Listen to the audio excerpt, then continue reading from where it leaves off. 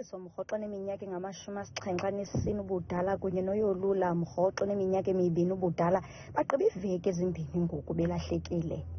Uye waphuma ke phayana umalume uthi wambona ke nanku ebheka ngapha ngasephantsi kwegada qomla ujonga ibhokhwe lakhe yachola kuba iqhele ukwenza njalo abuye akahoya nto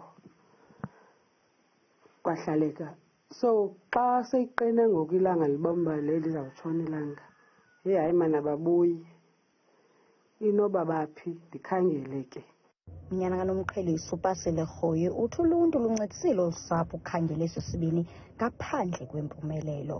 Thembe kakhulu ukuqala phaa ngaphesheya yokuphela ixesi abahlali bayithathile inxaxheba enkulu namapolisa nehelikopter nazo zakhangela iveki yonke okusenza loo nto sikhangela umama satsho sancama ke.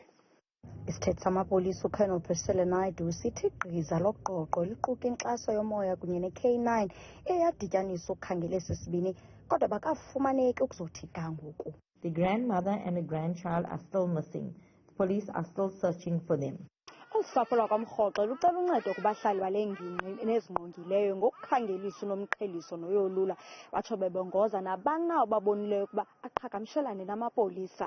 Kwiindaba zethu kuChannel 163 ndinguSiphosethu Boy ndisedube ePhethi.